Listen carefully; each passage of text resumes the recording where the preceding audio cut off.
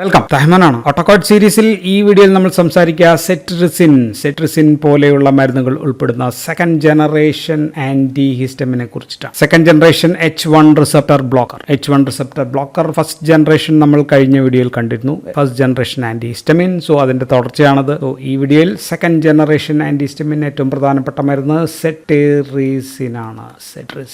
നമുക്ക് ആദ്യം second generation anti ഹിസ്റ്റമിൻസിൽ വരുന്ന മരുന്നുകൾ ഏതൊക്കെയാണെന്ന് നോക്കാം. ആദ്യം വന്നത് astemizole and also another one is terfenadine ആണ്. ഇത് രണ്ടുമാണ് ആദ്യം വന്നത്, പക്ഷെ ഇത് രണ്ടും ബാൻഡ് ആണ്. പിന്നെ ഉള്ളതാണ് വൺ ഇസ് സെറ്ററിസിൻ ആൻഡ് അതിന്റെ ലീവോ ഫോം ഉണ്ട്, ലീവോ സെറ്ററിസിൻ വന്നു. ദെൻ അനദർ വൺ ഈസ് ലോറാറ്റിഡിൻ എന്ന് പറയുന്ന മരുന്ന്, അതിന്റെ ലോറാറ്റിഡിൻ വന്നു. ദെൻ ടെർഫെനാഡിൻ നമ്മൾ കണ്ടെത്തിയതാണ് ഫെക്സോഫെനാഡിൻ എന്ന് പറയുന്ന മരുന്നുകൾ വന്നു. പിന്നെ കുറെ സ്റ്റിനിൽ അവസാനിക്കുന്ന മരുന്നാണ് അക്രിവാസ്റ്റിൻ എന്ന് പറയുന്ന മരുന്ന്, മിസോലാസ്റ്റിൻ എല്ലാം ടിന്നാണ്. എബാസ്റ്റിൻ എന്ന് വിളിക്കാം. ബിലാസ്റ്റിൻ എന്നുള്ള ഒരു മരുന്നുണ്ട്, ബിലാസ്റ്റിൻ എന്ന് പറയുന്ന മരുന്ന്. ദെൻ റൂപറ്റാഡിൻ എന്ന് പറയുന്ന ഒരു മരുന്നുണ്ട്. ദെൻ ബെപ്പോടാസ്റ്റിൻ എന്ന് പറയുന്ന ഒരു മരുന്ന് കൂടി. സോ ഇതെല്ലാമാണ് പ്രധാനപ്പെട്ട ആന്റി ഹിസ്റ്റമിനിക് ആക്ഷൻസ് ഉള്ള മരുന്നുകൾ. ദെൻ ചിലത് these are used as topical പുറമേക്ക് നെയ്സൽ സ്പ്രേ ആയിരിക്കാം, അല്ലെങ്കിൽ നെയ്സൽ ഡ്രോപ്പ് ആയിരിക്കാം, അല്ലെങ്കിൽ ഐ ഡ്രോപ്സ്, ഇങ്ങനെയൊക്കെയുള്ള രീതിയിൽ ഉപയോഗിക്കുന്ന കുറെ മരുന്നുകൾ കൂടിയുണ്ട്. അതിലെ മരുന്നുകൾ നോക്കിക്കഴിഞ്ഞാൽ വൺ ഈസ് അൽകാഫ്റ്റാഡിൻ ആണ്, അൽകാഫ്റ്റാഡിൻ ഉണ്ട്. ദെൻ അസിലാസ്റ്റിൻ എന്ന് പറയുന്ന ഒരു മരുന്നുണ്ട്. ദെൻ എമിഡാസ്റ്റിൻ എന്ന് പറയുന്ന ഒരു മരുന്നുണ്ട്. എപി തന്നെ മാസ്റ്റിൻ എന്ന് പറയുന്ന മരുന്നുണ്ട്. ദെൻ ഫേമസ് ആണ് ലീവോകാബാസ്റ്റിൻ എന്ന് പറയുന്ന മരുന്ന്, ലീവോകാബാസ്റ്റിൻ. ദെൻ വളരെ ഫേമസ് ആണ് ഒലോപറ്റാഡിൻ എന്ന് പറയുന്ന മരുന്ന്, ഒലോപറ്റാഡിൻ. ദെൻ കുറെ ആന്റിഹിസ്റ്റമിനിക് ആക്ഷൻ ഉള്ള ഒരു മരുന്നാണ് കീറ്റോട്ടിഫെൻ എന്ന് പറയുന്നത്. ദെൻ ബെപ്പോസ്റ്റാറ്റിൻ ഞാൻ ഓൾറെഡി ഇവിടെ എഴുതിയിട്ടുണ്ട്, so this also there. So ഇങ്ങനെയൊക്കെയുള്ള പല മരുന്നുകളാണ്. ദെൻ ചിലത് ചിലപ്പോൾ കോർട്ടിക്കോസ്റ്റീറോയിഡിനൊപ്പം പ്രെഡ്നിസോളാണോ മൊമറ്റസോണോ അങ്ങനെ, അല്ലെങ്കിൽ കെറ്ററോലാക്ക്, ഇങ്ങനെയൊക്കെ കൂടിച്ചേർന്നും ടോപ്പിക്കൽ ഫോർമുലേഷൻസ് അവൈലബിൾ ആണ്. സോ ഇതെല്ലാമാണ് ഓറലി കൊടുക്കുന്ന മരുന്നുകൾ, ഗുളികയായിട്ട് വായിലൂടെ കഴിക്കുന്ന മരുന്നുകളാണ്. സോ ഇതൊക്കെയാണ് മരുന്നുകൾ. ഇനി എന്താണ് ഈ second generation antihistamines? Second generation antihistamines വെച്ചാൽ ഫസ്റ്റ് ജനറേഷനെ അപേക്ഷിച്ചിട്ട് 1980-കൾക്ക് ശേഷം പുറത്തിറങ്ങിയതാണ് ഈ സെക്കൻഡ് ജനറേഷൻ. പുതിയ മരുന്നുകളാണ്, താരതമ്യേന ലഭ്യമായ മരുന്നുകളാണ്. ആൻഡ് ഇവയുടെ ഏറ്റവും പ്രധാനപ്പെട്ട സവിശേഷതകൾ ഓർ പ്രോപ്പർട്ടീസ് 1 എന്ന് പറയുന്നത്, ഇവയ്ക്ക് ഫസ്റ്റ് ജനറേഷനെ അപേക്ഷിച്ചിട്ട് ഉറക്കമുണ്ടാക്കാനുള്ള, ക്ഷീണം, മയക്കം എന്നിവ ഉണ്ടാക്കാനുള്ള പ്രോപ്പർട്ടി അല്ലെങ്കിൽ പ്രവണത കുറവാണ്. So these are non sedative antihistamines എന്ന് നമ്മൾ വിളിക്കും, non sedatives. Second generation or non sedative എന്ന് വെച്ച് കഴിഞ്ഞാൽ ഈ മരുന്നുകളെ പറ്റിയാണ് നമ്മൾ പറയുക. സോ ഇവിടെ പ്രത്യേകതകളിൽ ആദ്യത്തേത് നോൺ സെഡേറ്റീവ് ആണ്. So they do not cross ചെയ്യുന്നില്ല. എവിടെയാണ് ബ്ലഡ് ബ്രെയിൻ ബാരിയർ ക്രോസ് ചെയ്യാത്ത തരം മരുന്നുകളാണ്. ബ്രെയിനിലേക്ക് കുറച്ചേ കടക്കൂ എന്നുള്ളതാണ് ഗുണം. സോ അതുകൊണ്ട് എന്താണ് ഗുണം? അതുകൊണ്ട് പകൽ മരുന്ന് കഴിച്ചാലും ഡ്രൈവർമാർ, പൈലറ്റ്, അങ്ങനെയൊക്കെയുള്ള വാഹനങ്ങളൊക്കെ ഓടിക്കുന്ന ആൾക്കാർ, അല്ലെങ്കിൽ ജോലി ചെയ്യുന്നവർ, സൂക്ഷ്മ ശ്രദ്ധ വേണ്ട ജോലികളൊക്കെ എടുക്കുന്ന ആൾക്കാർക്ക് ഇത് കഴിച്ചിട്ട് ഉറക്കം, മയക്കം, ക്ഷീണം അങ്ങനെയൊക്കെയുള്ള സാധ്യത കുറയുന്നു എന്നുള്ളതാണ് ഇതിന്റെ ഏറ്റവും പ്രധാനപ്പെട്ട ഗുണം. പക്ഷേ ഇതിലെ ചില മരുന്നുകൾ, ഇപ്പോൾ ഉദാഹരണം സെറ്റിറിസിൻ പോലെയുള്ളവ കുറച്ച് ഉറക്കം ഉണ്ടാക്കുന്നുണ്ട്, താരതമ്യേന കുറച്ച് കൂടുതലാണ് മറ്റുള്ളവയെ അപേക്ഷിച്ച്. So cetirizine is little bit sedative, non sedative എന്നാണ് പറയുമെങ്കിലും ഇത് കുറച്ച് ഉറക്കം ഉണ്ടാക്കുന്നുണ്ട്. ദെൻ ഇതേപോലെ തന്നെ ആൽക്കഹോൾ, ബെൻസോഡയസിപ്പിൻസ്, ഇങ്ങനെയൊക്കെയുള്ള അവയുടെ CNS effect, so CNS effect കൂട്ടുന്നില്ല, വർദ്ധിപ്പിക്കുന്നില്ല എന്നുള്ളതും ഇതുമായിട്ട് ബന്ധപ്പെട്ടിട്ടുള്ള പ്രവർത്തനമാണ്. പിന്നെ പ്രത്യേകത നമ്പർ 2 നമുക്ക് പറയാം. പ്രത്യേകത നമ്പർ 2 എന്ന് പറഞ്ഞു കഴിഞ്ഞാൽ ഇവയ്ക്ക് ആന്റി കോളിനർജിക് സൈഡ് എഫക്ട്സ് ഇല്ല. അങ്ങനെയുള്ള വായവരൾച്ച, ഡ്രൈ ഐസ്, യൂറിനറി റിട്ടൻഷൻ തുടങ്ങിയുള്ള ആന്റി കോളിനർജിക് എഫക്ട്സ് വളരെ കുറവാണ്. ബ്രെയിനിൽ കിടക്കില്ല, ആന്റി കോളിനർജിക് ആക്ഷനും ഇല്ല എങ്കിൽ ഓർമ്മ, മെമ്മറിയൊക്കെ ആയിട്ട് ബന്ധപ്പെട്ടുള്ള പ്രശ്നങ്ങളും വളരെയധികം കുറവാണ്, ഒട്ടും തന്നെ ഇല്ല എന്നുള്ളതാണ് അതിന്റെ ഒരു ഗുണം. So no anticholinergic effects. മൂന്നാമത്തെ പ്രത്യേകത നമ്പർ 3 പറയുകയാണെങ്കിൽ, ഫസ്റ്റ് ജനറേഷൻ ആന്റിഹിസ്റ്റമിൻ ഉള്ള പ്രധാനപ്പെട്ട ഒരുപാട് ഗുണങ്ങൾ നമ്മൾ അവിടെ പറഞ്ഞു. ആ ഗുണങ്ങൾ ഏതൊക്കെയാണ് പറഞ്ഞത്? ഒന്ന്, ആന്റി വെർട്ടൈഗോ, തലചുറ്റലിനെതിരെ ഗുണമുണ്ടായിരുന്നു. Anti emetic, ഛർദിലിനെതിരെ ഗുണമുണ്ടായിരുന്നു. ഏതുതരം ഛർദിലാണ്? യാത്രയിലുള്ള ഛർദിൽ, മോഷൻ സിക്നസിനുള്ളത്. ദെൻ മോർണിംഗ് സിക്നസ്, ഗർഭിണികളുടെ ഛർദിൽ, അതിലൊന്നിനും ഇതിന് ആക്ഷൻ ഇല്ല. ആന്റി പാർക്കിൻസോണിസം അസോണിസം ആക്ഷനും ഈ ഗ്രൂപ്പ് മരുന്നിനില്ല. സോ ഇവയ്ക്ക് കുറെ ഗുണങ്ങൾ കുറവാണ്. ഇതാണ് മൂന്നാമത്തെ പ്രത്യേകത. ഇല്ല എന്ന് പറയാതെ ഉള്ളത് എന്തെങ്കിലും ഉണ്ടോ എന്ന് ചോദിച്ചു കഴിഞ്ഞാൽ അതാണ് നാലാമത്തെ പ്രത്യേകമായിട്ട്. എന്തെങ്കിലും ഉണ്ടോ എന്ന് ചോദിച്ചു കഴിഞ്ഞാൽ ഈ മരുന്നുകൾക്ക് H1 റിസപ്റ്ററിൽ കൂടുതൽ സെലക്ടിവിറ്റി ഉണ്ട്, മറ്റുള്ളവയിൽ ഇല്ലെങ്കിൽ ഇതിന് കൂടുതൽ സെലക്ടിവിറ്റി ഉണ്ടെന്ന് പറയാം. ആൻഡ് ദീസ് ഹാവ് അഡീഷണൽ കുറച്ച് പ്രത്യേകമായിട്ടുള്ള അധികമായിട്ടുള്ള ആന്റി അലർജിക് എഫക്ട്സ് ഈ മരുന്നുകൾക്ക് കൂടുതലായിട്ടുണ്ട്. എന്തൊക്കെയാണെന്ന് വെച്ചാൽ ഉദാഹരണം പ്ലേറ്റ്ലെറ്റ് ആക്ടിവേറ്റിംഗ് ഫാക്ടറിനെ തടയാം, ല്യൂക്കോട്രൈൻസ് പോലെയുള്ള ഇൻഫ്ലമേറ്ററി മീഡിയേറ്റേഴ്സിനെ തടയാം, then mast cell stabilising effect ഉണ്ടാക്കാം, അല്ലെങ്കിൽ ഇപ്പോൾ ഈസിനോഫിൽ കീമോടാക്സിസ് പോലെയുള്ളതൊക്കെ തടയാം. സോ ഇങ്ങനെയൊക്കെയുള്ള കുറച്ച് ആന്റി അലർജിക് അഡീഷണൽ മെക്കാനിസംസ് ഈ മരുന്നുകൾക്കുണ്ട്. So these drugs are mostly anti allergic മരുന്നുകൾ മാത്രം, അല്ലെങ്കിൽ ആന്റി അലർജിക് മരുന്നുകൾ മാത്രമേ ഇവയ്ക്കുള്ളൂ. വൈഡ് റേഞ്ച് ഓഫ് ആക്ഷൻസ് ഇല്ല.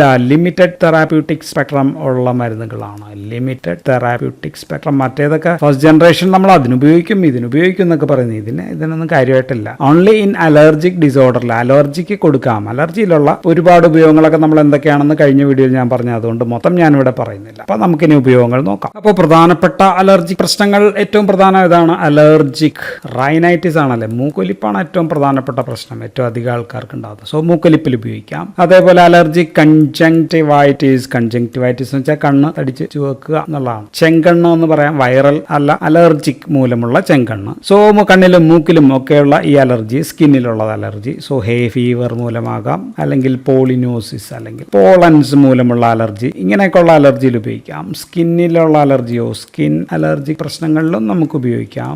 സ്കിന്നിൽ അലർജി എഴുതുമ്പോൾ ആർട്ടിക്കേറിയ നമ്മൾ എഴുതണം. അറ്റോപിക് എക്സീമ നമുക്ക് എഴുതാം. ഡെർമോഗ്രാഫിസം, സോ കുറച്ച് ടേംസ് ഒക്കെ ഒന്ന് പഠിച്ചു വെച്ചേക്കാം ഡെർമോ പരീക്ഷയ്ക്ക് എഴുതാനായിട്ട്. ഡെർമോഗ്രാഫിസം, സോ ഇങ്ങനെയൊക്കെയുള്ള സംഭവങ്ങളിലാണ് നമ്മൾ ഉപയോഗിക്കുക. മലയാളത്തിൽ ചൊറിച്ചിൽ, തടിപ്പ് അങ്ങനെയൊക്കെ പറയാം അല്ലെ, സിമ്പിൾ ആയിട്ട്. സോ മരുന്നുകൾ അല്ലെങ്കിൽ ഭക്ഷണം മൂലമുള്ള, ഫുഡ് മൂലമുള്ള, അല്ലെങ്കിൽ ഡ്രഗ്സ് നമ്മൾ കഴിക്കുന്ന ഏതെങ്കിലും മരുന്നുകളുള്ള ചെറിയ ചെറിയ അലർജി കണ്ടീഷൻസിൽ നമുക്ക് ഉപയോഗിക്കാം. ചൊറിച്ചിലിനെതിരെ ആന്റി പ്രൂറൈറ്റിക് ആയിട്ട് കാര്യമായിട്ടുള്ള ഉപയോഗങ്ങൾ ഇതിന് കുറവാണ്. സ്ഥിരം ചൊറിച്ചിലൊക്കെ ഉള്ള പ്രശ്നങ്ങൾ, ഇഡിയോപ്പതി, പ്രൂറൈറ്റിഡിസ് അങ്ങനെയൊക്കെ വന്നു കഴിഞ്ഞാൽ നമ്മൾ മറ്റേ മരുന്നായിരിക്കും, ഫസ്റ്റ് ജനറേഷൻ ആയിരിക്കും നമ്മൾ ചൂസ് ചെയ്യുക. പിന്നെ മരുന്നുകളെ കുറിച്ച് പറയാം. ആദ്യകാലങ്ങളിൽ ഏറ്റവും വൈഡായിട്ട് ഉപയോഗിച്ചിരുന്ന മരുന്നുകളാണ് അസ്റ്റമിസോൾ, ഞാൻ നേരത്തെ എഴുതിയാണ്, അതൊന്നും മൊത്തം എഴുതുന്നില്ല. ദെൻ ടെർഫെനാഡിൻ പോലെയുള്ള മരുന്നുകൾ. സോ ഭയങ്കര യൂസായിരുന്നു. പക്ഷേ ഈ മരുന്നുകൾ ഇത് നശിക്കുക എന്ന് വെച്ചാൽ കരളിൽ വെച്ചിട്ട്, നമ്മുടെ ലിവറിൽ വെച്ചിട്ട് CYP3A4 വഴിയാണ് നശിക്കുക. അത് എൻസൈംസ് ആണ് നശിപ്പിക്കുക. അപ്പോൾ നമ്മൾ ഇത് കഴിക്കുന്നു, ഇത് നശിക്കുന്നു. പക്ഷെ നമ്മൾ അതിന്റെ കൂടെ പലപ്പോഴും നമുക്ക് പനി, കഫക്കെട്ട് അങ്ങനെയൊക്കെയാണല്ലോ. അപ്പോൾ എറിത്രോമൈസിൻ പോലെയുള്ള ആന്റിബയോട്ടിക് നമ്മൾ ഉപയോഗിക്കും. ചില അസോൾ ആന്റി ഫംഗൽസ് ഒക്കെ നമ്മൾ ഉപയോഗിക്കുമ്പോൾ വാട്ട് ഹാപ്പൻഡ് ഈസ് ദാറ്റ് ഈ മെറ്റബോളിസം അത് തടയും. So these drugs R CYP3A4 inhibitors ആണ്. അപ്പോൾ എന്താ സംഭവിച്ചെന്ന് വെച്ചാൽ ഈ മരുന്നുകളുടെ എമൗണ്ട് ബോഡിയുടെ അകത്ത് വർദ്ധിച്ചു. ബോഡിയുടെ അകത്ത് ഇത് വർദ്ധിച്ചിട്ട് കഴിഞ്ഞാൽ കുഴപ്പമില്ലെങ്കിൽ കുഴപ്പമില്ലായിരുന്നു. പക്ഷേ ഇത് ഹൃദയത്തിൽ, അല്ലെങ്കിൽ ഇത് നമ്മുടെ ശരീരത്തിലുള്ള പൊട്ടാസ്യം ചാനൽ ബ്ലോക്കർ ആണ്. ഹൃദയത്തിലുള്ള പൊട്ടാസ്യം ചാനൽ ബ്ലോക്ക് ചെയ്ത് കഴിഞ്ഞാൽ എന്ത് സംഭവിക്കും എന്ന് വെച്ചാൽ QT പ്രൊലോങ്ങേഷൻ ഉണ്ടാക്കും. QT പ്രൊലോങ്ങേഷൻ ഉണ്ടാക്കുന്ന ആ അസുഖത്തിനെ നമ്മൾ വിളിക്കുക ടോർസൈഡ്സ് ഡി പോയിന്റ്സ് എന്നാണ്. ടോർസൈഡ് ഡി പോയിന്റസ് എന്ന് പറയുന്ന അസുഖം വരും. അല്ലെങ്കിൽ സിമ്പിളായിട്ട് പറഞ്ഞാൽ വെൻട്രിക്കുലാർ ഫിബ്രിലേഷൻ ഓർ അരിത്മിയ എന്ന് പറയുന്ന കണ്ടീഷൻ ഉണ്ടാകും. ഹൃദയസ്തംഭനം, അരിത്മിയ വന്ന് ഹൃദയസ്തംഭനം ഉണ്ടാക്കാനുള്ള ചാൻസ് ആണ് ഈ മരുന്നുകളും. ഈ മരുന്നുകളുടെ അല്ല, ഈ മരുന്നുകൾ കൂടെ ഇതും കൂടി ഉപയോഗിക്കും. പക്ഷെ ഇത് നമുക്ക് ഒഴിവാക്കാൻ പറ്റില്ല. അതുകൊണ്ട് നമ്മൾ ഇതിനെ രണ്ടിനെ അങ്ങ് നിരോധിച്ചു. അപ്പോൾ ഈ നിരോധിച്ച ടെർഫെനാഡിൻ്റെ ഒരു മെറ്റബോളൈറ്റ് നമ്മൾ കണ്ടുപിടിച്ചായിരുന്നു. അതിന്റെ പേരാണ് ഫെക്സോഫെനാഡിൻ. സോ ഇതാണ് ഏറ്റവും കൂടുതൽ ഉപയോഗിച്ചുകൊണ്ടിരുന്ന ഒരു കാലത്തെ മരുന്ന്. ഏറ്റവും ഫേമസ് ബ്രാൻഡ് ഈസ് അലിഗ്ര എന്ന് പറയുന്നത് ഫെക്സോഫെനാഡിൻ ആണ്. 24 മണിക്കൂർ 24 hours റൗണ്ട് ദ ക്ലോക്ക് പ്രവർത്തനം ഉള്ള മരുന്നാണ്. ലീസ്റ്റ് നോൺ സെഡേറ്റീവ്, ഏറ്റവും കുറച്ച് ഉറക്കം ഉണ്ടാക്കുന്ന ഒരു ആന്റിഹിസ്റ്റമിൻ കൂടിയാണിത്. മെറ്റബോളിസം ഇല്ല, ഓൾറെഡി മെറ്റബോളൈസ് ചെയ്തിട്ടാണ് ഫെക്സോഫെനാഡിൻ ഉണ്ടാവുക. ദിവസം 24 മണിക്കൂർ പ്രവർത്തിക്കുന്നതുകൊണ്ട് ഒരു നേരം കഴിച്ചാൽ മതി. പരമാവധി കഴിക്കാവുന്നത് 120-180 മില്ലിഗ്രാം ആണ്. 120 വരെയൊക്കെ കൊടുക്കാറുള്ളൂ. 180 മില്ലിഗ്രാം വരെ ആക്കി കഴിക്കാം. എങ്കിലും ഇവയ്ക്ക് പേടിയുണ്ട്. ടെർഫെനാഡിന് ഹൃദയ സംബന്ധമായ പ്രശ്നമുള്ളതുകൊണ്ട് ഫെക്സോഫെനാഡിൻ ഉണ്ടാകുമോ നോക്കിക്കൊണ്ടിരിക്കുന്നു. ചില റിപ്പോർട്ടൊക്കെ ഉണ്ടെങ്കിലും, സാധ്യതകൾ ഉണ്ട് എങ്കിലും കാര്യമായിട്ടുള്ള റിപ്പോർട്ടുകൾ ഒന്നും തന്നെ വന്നിട്ടില്ല. പക്ഷേ ഡോക്ടർമാർ വളരെ കരുതലോടുകൂടി മാത്രമാണ് മരുന്ന് ഉപയോഗിക്കുക. ഗ്രൂപ്പിലെ അടുത്ത പ്രധാനപ്പെട്ട മരുന്ന് ലോറാറ്റിഡിൻ ആണ്. ലോറാറ്റിഡിൻ എന്ന് പറയുന്ന മരുന്നാണ്. അതിന്റെ അനലോഗ് അല്ലെങ്കിൽ മെറ്റബോളൈറ്റ് പോലെയുള്ള അനലോഗാണ്. ദാറ്റ് ഈസ് ഡെസ്ലോറാറ്റിഡിനും മരുന്നായിട്ട് അവൈലബിൾ ആണ്. സോ ഇത് വേഗം പ്രവർത്തിക്കുന്നു, അതാണ് എൻ്റെ പ്രത്യേകത. ലോറാറ്റിഡിൻ വേഗത്തിൽ പ്രവർത്തിക്കും. 10 മില്ലിഗ്രാം മില്ലിഗ്രാം ഒരു ദിവസം കഴിച്ചാൽ മതി ആൻഡ് ഒരു നേരവും കഴിച്ചാൽ മതി. CYP3A4 വഴി തന്നെയാണ് മെറ്റബോളൈസ് ചെയ്യുന്നത് ലിവറിൽ. ഇപ്പോൾ മെറ്റബോളിസം ഉണ്ട്, 17 മണിക്കൂർ നേരം പ്രവർത്തിക്കും. ഉപയോഗിക്കുന്നത് ആർട്ടിക്കേറിയ പോലെയുള്ള ചൊറിച്ചിലിനാണ് ഏറ്റവും കൂടുതൽ. എറ്റോപിക് ഡെർമറ്റൈറ്റിസ് പോലെയുള്ള അവയിൽ നല്ലൊരു ഗുണം ഉള്ള മരുന്നാണ്. ലോറാറ്റിന്റെ മെറ്റബോളൈറ്റ് ഡസ് ലോറാറ്റിഡിൻ, അത് മരുന്നായിട്ട് ലഭ്യമാണ്. പകുതി ഡോസ് മതി. സോ ഹാഫ് ഡോസ് മതി. അപ്പോൾ 5 മില്ലിഗ്രാമിൽ താഴേക്ക് കഴിച്ചാൽ മതി. സോ ഇതാണ് അപ്പോൾ മോസ്റ്റ് പൊട്ടന്റ്, ഏറ്റവും പൊട്ടന്റ് ആയിട്ടുള്ള നോൺ സെഡേറ്റീവ് ആന്റിഹിസ്റ്റമിൻ ഏതാണെന്ന് വെച്ചാൽ ഓൾമോസ്റ്റ് ദിസ് ഇസ് ലോറാറ്റിഡിൻ തന്നെയാണ്. സോ ഗുരുതര കിഡ്നി കരൾ രോഗങ്ങളിൽ അപ്പോൾ മരുന്നുകളുടെ എമൗണ്ട് വേണമെങ്കിൽ നമുക്ക് ഹാഫായിട്ടോ അല്ലെങ്കിൽ ഒന്നിടവിട്ട ദിവസങ്ങളിലൊക്കെ കഴിച്ചാൽ അങ്ങനെയുള്ള പ്രശ്നങ്ങൾ കുറെ ലഘൂകരിക്കാൻ പറ്റും. അടുത്ത മരുന്ന് സെട്രിസിൻ ആണ്. സെറ്റിറിസിൻ എന്ന് പറയുന്ന മരുന്നാണ്. ഇത് കൊച്ചു പിള്ളേർക്ക് വരെ അറിയാം ഈ മരുന്ന്. ജലദോഷത്തും സെട്രിസിൻ അത്ര ഫേമസ് ആണ്. സോ ഇത് ഫസ്റ്റ് ജനറേഷൻ ആന്റിഹിസ്റ്റമിൻ ആയിട്ടുള്ള നമ്മൾ അവിടെ പഠിച്ച ഹൈഡ്രോക്സിസിൻ എന്ന് പറയുന്ന മരുന്നിന്റെ മെറ്റബോളൈറ്റ് ആണ് സത്യത്തിൽ സെറ്റിറിസിൻ എന്ന് പറയുന്ന മരുന്ന്. സോ ഇത് ഓൾറെഡി മെറ്റബോളൈറ്റ് ആണ്. So there is no metabolism. Water soluble ആണ്, ഇനി വീണ്ടും മെറ്റബോളൈസ് ചെയ്യേണ്ട ആവശ്യമില്ല. അതുകൊണ്ട് ലിവർ ഡിസീസസിലൊക്കെ സേഫ് ആണ്. ലിവർ പ്രോബ്ലംസ് ഒക്കെ സാധാരണ രീതിയിൽ ഉണ്ടാക്കാനുള്ള ചാൻസ്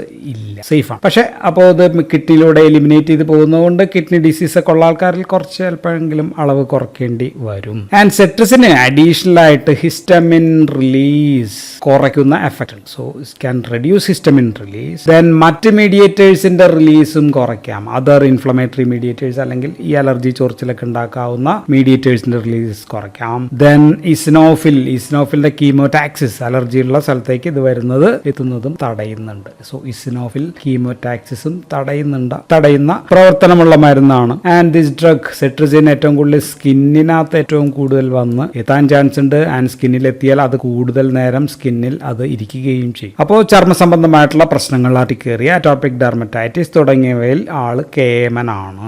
ദെൻ സീസണൽ ആസ്മയിൽ നമുക്ക് ഉപയോഗിക്കും. തുടങ്ങിയ ആന്റിഹിസ്റ്റമിനിക് യൂസ് എല്ലാം സാധാരണ ഗതിയിലുണ്ട്. ഉറക്കമുണ്ടാക്കുന്നില്ല, നോൺ സെഡേറ്റീവ് ആന്റിഹിസ്റ്റമിൻ ആണ്, സെക്കൻഡ് ജനറേഷൻ ആണ് എന്നൊക്കെ പറയുമെങ്കിലും സെട്രിസിൻ പല ആൾക്കാരിലും കുറച്ച് ഉറക്കമുണ്ടാക്കുന്നുണ്ട്. സോ സെക്കൻഡ് ജനറേഷനിൽ ഏറ്റവും കൂടുതൽ ഉറക്കം ഉണ്ടാക്കുന്ന ആളാരാണെന്ന് ചോദിച്ചാൽ അത് സെട്രിസിൻ തന്നെയാണ്. എങ്കിൽ മൊത്തത്തിൽ മറ്റേ ജനറേഷനെ അപേക്ഷിച്ച് അത്ര ഉറക്കം ഉണ്ടാക്കുന്നില്ല. ഇപ്പോൾ സെട്രിസിൻ സാധാരണ കഴിക്കേണ്ടത് 10 മില്ലിഗ്രാം വരെയാണ് ദിവസം. പരമാവധി ഒരു നേരം കഴിച്ചാൽ മതിയെ സാധാരണ രീതിയിൽ. ദെൻ ഇതിന്റെ മെറ്റബോളൈറ്റ് ആയിട്ടുള്ള അല്ലെങ്കിൽ മെറ്റബോളൈറ്റ് അല്ല, ഇതിന്റെ ആക്റ്റീവ് ഫോം. ആൻഡ് ഇതിന്റെ ആക്റ്റീവ് ഫോം ലീവോസെട്രിസിൻ ആണ്. ലീവോസെറ്റിറിസിൻ ആണ് active form. So it's more potent ആണ്. അപ്പോൾ നമുക്ക് പകുതി ഡോസ് മതി. ഇത് 10 മില്ലിഗ്രാം ആണെങ്കിൽ ഇത് വെറും 5 മില്ലിഗ്രാം ഡെയിലി കഴിച്ചാൽ മതി, പകുതി കഴിച്ചാൽ മതി. ബാക്കിയെല്ലാം സെയിം ആണ്. ഇനി കുറച്ച് മരുന്നുകളെ കുറിച്ച് വേഗം പറഞ്ഞു പോകാം. നമുക്ക് അക്രിവാസ്റ്റിൻ എന്ന് പറയുന്ന മരുന്നുണ്ട്. അക്രിവാസ്റ്റിൻ ഇത് 3 നേരം കഴിക്കണം. സാധാരണ 8 മില്ലിഗ്രാം 3 നേരം അങ്ങനെ എന്തോ ആണ്. 8 മില്ലിഗ്രാം TID 3 നേരം കഴിക്കണം. വൃക്കരോഗികളാണെങ്കിൽ അളവ് കുറയ്ക്കേണ്ടി വരും അല്ലെങ്കിൽ ഒഴിവാക്കേണ്ടി വരും. അനദർ ഡ്രഗ് ഈസ് മീസോലാസ്റ്റിൻ ആണ്. മീസോലാസ്റ്റിൻ നമ്മൾ കഴിക്കുക 10 മില്ലിഗ്രാം ഒരു നേരം കഴിക്കുന്ന ഒരു സെക്കൻഡ് ജനറേഷൻ ആന്റിഹിസ്റ്റമിൻ ആണ്. പിന്നെ ഈ അടുത്ത് വന്ന ഫേമസ് ആയിട്ടുള്ള മരുന്നാണ്, ഈ അടുത്തല്ല ഒരു 10-15 കൊല്ലമായി, എബാസ്റ്റിൻ താരതമ്യേന പുതിയൊരാളാണ്. കാർബാസ്റ്റിൻ ആയിട്ട് മെറ്റബോളൈസ് ആണ്. ദിസ് ഇസ് കൺവേർട്ടഡ് ഇൻടു കാർബാസ്റ്റിൻ ആയിട്ട് മെറ്റബോളൈസ് ചെയ്യുന്നു. QT പ്രൊലോങ്ങേഷൻ ഉണ്ടാക്കാനുള്ള ചാൻസ് ഉണ്ട് എന്നൊക്കെ പറയുന്നെങ്കിലും കാര്യമായിട്ടുള്ള റിപ്പോർട്ടുകളൊന്നും ഇതുവരെ വന്നിട്ടില്ല. അടുത്ത മരുന്ന് റൂപെറ്റാഡിൻ ആണ്. റൂപെറ്റാഡിൻ എന്ന് പറയുന്ന മരുന്ന് ആണ് താരതമ്യേന ഏറ്റവും പുതിയത് ഇയാളാണ്. ആക്ഷൻ എന്ന് പറയുന്നത് പ്ലേറ്റ്ലെറ്റ് ആക്ടിവേറ്റിംഗ് ഫാക്ടറിനെ തടയുന്ന പ്രവർത്തനം കൂടി ഉണ്ട്. സോ ഇത്രയൊക്കെയാണ് ഓറലി കഴിക്കുന്ന, വായിലൂടെ കഴിക്കുന്ന സെക്കൻഡ് ജനറേഷൻ ആന്റിഹിസ്റ്റമിൻസ്. ഇനി പറയുന്ന മരുന്നുകൾ മിക്കവാറും എല്ലാം തന്നെ വായിലൂടെ കഴിക്കുന്നത് കുറച്ചുണ്ടാകാം ഇതിലേതെങ്കിലും. പക്ഷെ എങ്കിലും അധികവും these are used as nasal spray ആയിട്ട് നമ്മൾ യൂസ് ചെയ്യാം, അല്ലെങ്കിൽ നെയ്സൽ ഡ്രോപ്സ് ആയിട്ട് യൂസ് ചെയ്യാം, അല്ലെങ്കിൽ ഐ ഡ്രോപ്സ്, കണ്ണിലൊഴിക്കുന്ന തുള്ളി മരുന്നുകൾ എന്നീ രൂപത്തിൽ അവിടേക്കുള്ള അലർജി പ്രശ്നങ്ങളിലൊക്കെയാണ്. കണ്ണ് കൺജങ്ക്റ്റിവൈറ്റിസ്, അലർജിക് കൺജങ്ക്റ്റിവൈറ്റിസ് അങ്ങനെയൊക്കെയുള്ള ഉപയോഗിക്കുന്നതാണ്. So these are topically used second generation antihistamines ആണ്. ഒരു മരുന്നിന്റെ പേര് അൽകാപ്റ്റോഡിൻ 0.25% ആണ് ഉപയോഗിക്കുക. വീര്യത്തിൽ അലർജിക് ചെങ്കണ്ണിന് ഉപയോഗിക്കാം. അലർജിക് കൺജങ്ക്റ്റിവൈറ്റിസിൽ 2 വയസ്സിൽ താഴെയുള്ളവരിൽ ഉപയോഗിക്കാറില്ല. ദെൻ ഫേമസ് ആണ് അടുത്തത് അസിലാസ്റ്റിൻ എന്ന് പറയുന്ന മരുന്ന് സ്പ്രേ ആയിട്ട് ഉപയോഗിക്കുകയാണ്. 140 മൈക്രോഗ്രാംസ് ആണ് സ്പ്രേ ആയിട്ട് അടിക്കുക. മൂക്കിൽ ദിവസം ഒരു നേരം മതി. H1 ബ്ലോക്കിംഗ് ആക്ഷൻ ഉണ്ട്. പ്ലസ് അഡീഷണലി ല്യൂക്കോട്രൈനെ തടയും. പ്ലസ് പ്ലേറ്റ്ലെറ്റ് ആക്ടിവേറ്റിംഗ് ഫാക്ടറിനെയും തടയുന്ന ആക്ഷൻസ് ഉണ്ട്. ഈ ഗുളിക ഇത് കഴിച്ചിരുന്നു, അസിലാസ്റ്റിൻ ഗുളിക കഴിച്ചപ്പോഴത്തേക്ക് ഉറക്കച്ചടവ് ഉണ്ടാക്കുന്നുണ്ട്, ശരീരത്തിൽ കുറച്ച്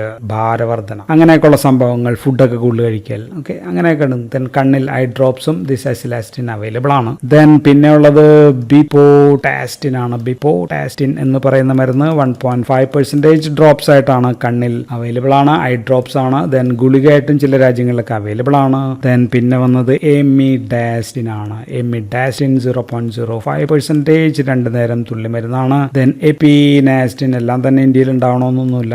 എപ്പിനാസ്റ്റിൻ 0.05% 2 നേരം. ലീവോകാബസ്റ്റിൻ എല്ലായിടത്തും ഉണ്ട്. ലീവോകാബാസ്റ്റിൻ എന്ന് പറയുന്ന മരുന്ന് എല്ലായിടത്തും അവൈലബിൾ ആണ്. അതിന്റെ പ്രത്യേകത ന്യൂറോടെൻസിൻ റിസപ്റ്ററിൽ ആക്ഷൻ ഉണ്ട് എന്നുള്ളതാണ്. സോ കണ്ണിലും മൂക്കിലൊക്കെ തുള്ളി മരുന്നായിട്ട് നമ്മൾ ഉപയോഗിക്കാറുണ്ട്. ദെൻ ഏറ്റവും ഫേമസ് ആയിട്ട് ഉപയോഗിക്കുന്ന ഒരു മരുന്നാണ് ഒലോപാറ്റാഡിൻ എന്ന് പറയുന്ന മരുന്ന്. ഒലോപാറ്റാഡിൻ 0.2% ഡ്രോപ്സ് ആയിട്ട് കണ്ണിൽ തുള്ളി മരുന്നായിട്ട് വൈഡായിട്ട് ഉപയോഗിക്കുന്ന മരുന്നാണ്. മൂക്കിലും ഒക്കെ ഉപയോഗിച്ചേക്കാം. ചില രാജ്യങ്ങളിൽ ഗുളികയും ഉണ്ട്. സോ കാര്യമായ ദോഷഫലങ്ങളൊന്നും ഈ മരുന്നുകൾക്കില്ല. ഈ നെസൽ സ്പ്രേ മാത്രമല്ല, ഞാൻ പറയാം സെക്കൻഡ് ജനറേഷൻ ആന്റി ഹിസ്റ്റമിൻസിനെ കുറിച്ച് ഞാൻ അഡ്വേഴ്സ് എഫക്ട് എന്നുള്ള പേജ് ഞാൻ തുറക്കുന്നില്ല. കാരണം എന്താ വെച്ചാൽ അങ്ങനെ പറയാനൊന്നുമില്ല, ഒന്നും ഉറക്കമില്ല എന്നുള്ളതാണ്. വളരെ സീരിയസ് ആയിട്ടുള്ള അഡ്വേഴ്സ് എഫക്ട് ഒന്നുമില്ല. കാഴ്ച 2-3 ദിവസങ്ങൾ ഉപയോഗിക്കുന്ന മരുന്നുകളാണ്. So adverse effect Tripathi text ബുക്കിൽ പോലും ഒന്നും എഴുതി വെച്ചിട്ടില്ല. പക്ഷേ തുടർച്ചയായിട്ട് ദീർഘനാൾ കഴിക്കുന്ന സാഹചര്യങ്ങൾ ഒഴിവാക്കുക. സ്ഥിരം കഴിക്കാനുള്ള മരുന്നല്ല, താൽക്കാലിക ശമനങ്ങൾക്ക് മാത്രം ഉള്ള മരുന്നുകളാണ്. So that's all in this video. Thank you for watching.